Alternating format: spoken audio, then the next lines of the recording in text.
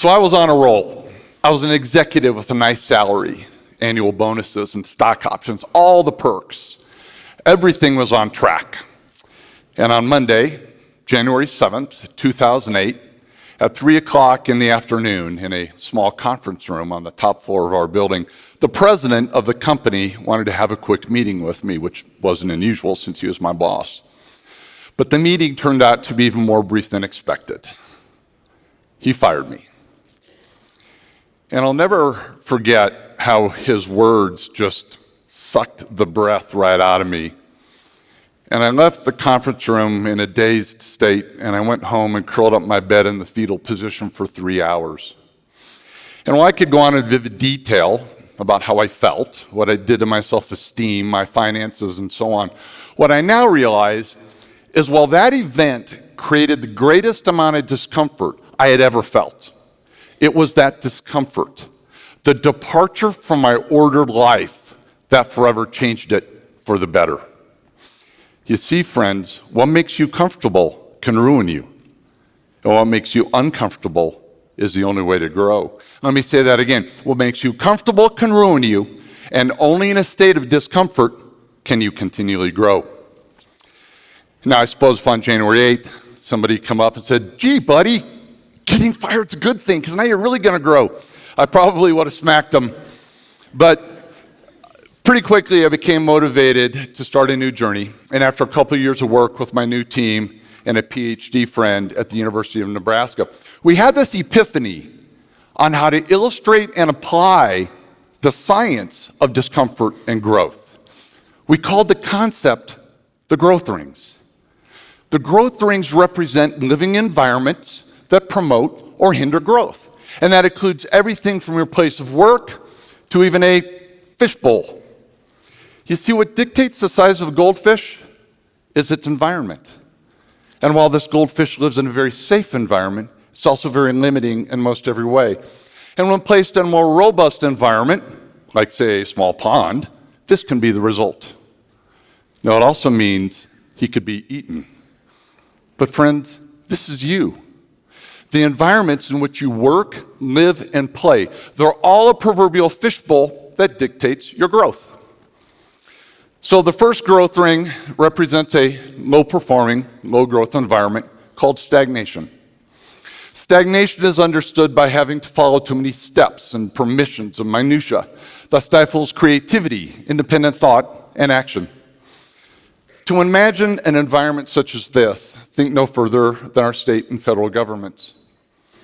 Now, the antithesis of stagnation is chaos, also low growth and low performing. Chaos can be caused by internal or external events or conditions. We see chaos occur at times in business mergers, natural disasters, and horrific events like 9/11. Chaos is having zero predictability or control over inputs and outcomes. Coming back down the growth rings, next to stagnation is the most desirable environment, order. Order is knowing that what you do or what is happening in your environment leads to a predictable outcome. And in predictability, comfort is found. But comfort is also what makes order so dangerous. Because science shows that anytime you continually do something or even think about something the same way, you'll eventually stop growing. And this applies to every living thing, even our dog. You see, if Aspen had a chance, she'd choose comfort 6 days a week and twice on Sundays. But too much growth-limiting order would have prevented her from becoming a therapy dog. And had this been allowed, think of the lives this gentle soul would not be touching today. So before your order continues to limit the way you think and act, remember what I said earlier. Growth only occurs in a state of discomfort. Now think about the power of that phrase. Growth only occurs in a state of discomfort. I can unequivocally state I wouldn't be standing on this stage today without my uncomfortable, order-disrupting day 9 years ago. By the way, I'm not recommending you go get fired, see if it leads to a TED Talk, but when you feel discomfort hit, That means you've entered the complexity ring. Complexity is nothing more than changed order. But when your order is changed, outcomes are no longer predictable, and it's unpredictability that makes you uncomfortable. And while most times your visceral response to discomfort is not just no, but hell no, you can actually learn how empowering it is to consciously acknowledge discomfort, and then when appropriate, choose complexity over order. And I know seeking discomfort sounds odd, and not many people do it, but you have to learn to embrace it, because it's the only environment where sustained or exponential growth can occur. Okay, to weave high growth complexity into the fabric of your lives, there are three primary ways it can be triggered. Complexity trigger number one is it can be forced upon you. When I got fired, I didn't have a chance to stay in order. Complexity was selected for me. And when this happens, how much you grow depends on how you respond to it. Now, I could have remained angry. I could have used it as an excuse. But what I actually learned is that I suck as an employee. And I'm much better off accepting the risks of running my own company. Complexity trigger number two, someone can help you get there. This is the role of parents, teachers, coaches, and bosses, because left on their own, people will consciously or subconsciously select the comfort of order. And they then need to be pushed into complexity in order to continue growing.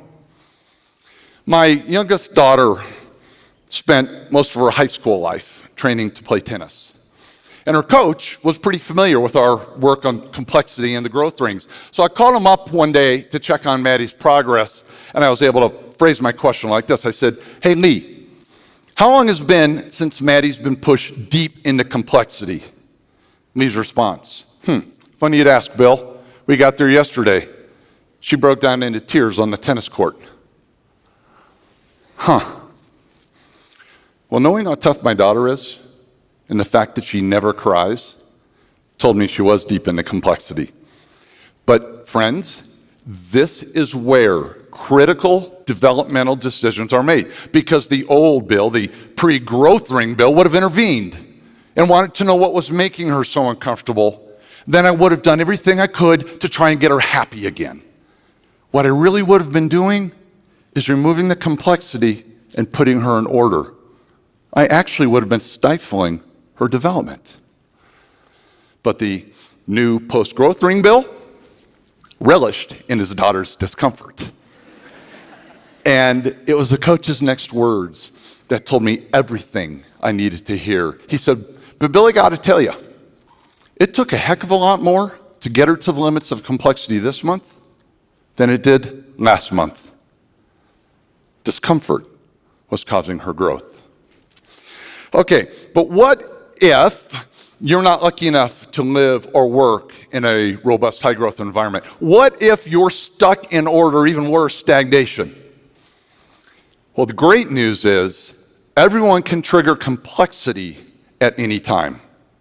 So complexity trigger number three, trigger it yourself.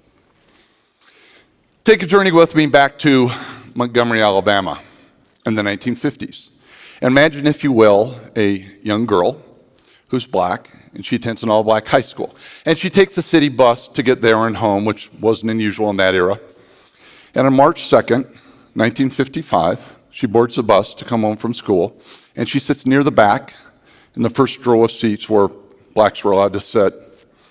And as the bus continues to fill with white people, there's eventually no more room in the front of the bus.